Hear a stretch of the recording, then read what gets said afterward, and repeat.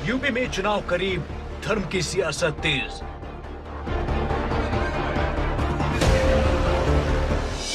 UP की सियासत में सीएए की दस्तक। यूपी में जिन्ना पर टकराव, धर्म की जंग। यूपी चुनाव से पहले सीएए पर तकरार। यूपी चुनाव में ओवैसी ने याद दिलाया शाहीन बाग। एक ये हैं असदुद्दीन ओवैसी, जो यूपी में मुस्लिम वोट के सहारे सियासी जमीन को तलाश रहे हैं।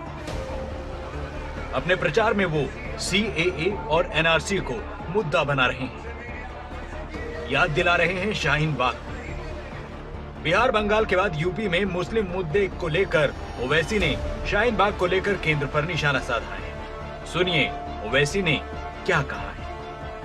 अगर एनपीआर और एनआरसी का कानून बनाएंगे तो हम दोबारा रोड पे निकलेंगे, यहीं पर भी शाहीन बाग बनेगा इंशाअल्लाह। यूपी में चुनावी सरगर्मियों के बीच ओवैसी के ऐसे बोल सियासी तपिश बढ़ा रहे हैं।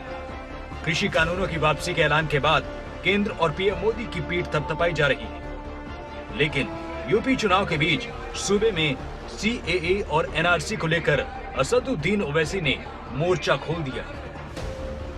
जिन्ना को लेकर यूपी में जंग अभी खत्म ही हुई थी कि अब यूपी में नागरिकता संशोधन अधिनियम और एनआरसी को लेकर राजनीतिक मुद्दा बन चुका है।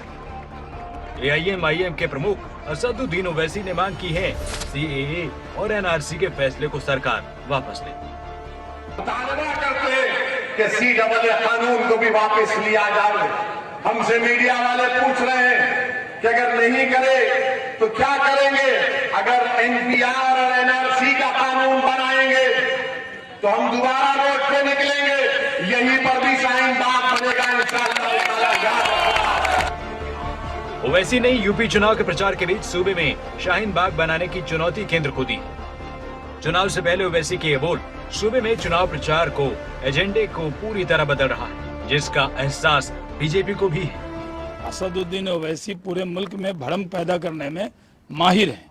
सीए कानून किसी अपने देश के लोगों के ऊपर नहीं लागू होता, बल्कि जो बाहर से धर्म के नाम पर जिनकी धार्मिक आज़ादी खतरे में है उनको, वो हिंदू समाज, सिख समाज के लोगों को या क्रिश्चियन समाज के लोगों को नागरिकता देने वाला है।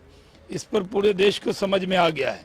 लेकिन ओवैसी साहब यूपी के चुनाव में गए हैं तो इस पर कुछ भ्रम पैदा करके अपनी सियासत करना चाहते हैं, वो नहीं होने वाला है। इस तरह और ये कह देना कि सब जगह शाहीन बाग बना देंगे तो ये ख्वाब उनके अधूरे रहेंगे, कभी पूरे नहीं होंगे। यूपी में इस बार चुनाव में असदुद्दीन ओवैसी भी मुस्लिम वोटों पर अपनी पुरजोर दावेदारी जता रहे हैं। ओवैसी लगातार यूपी का दौरा कर रहे हैं।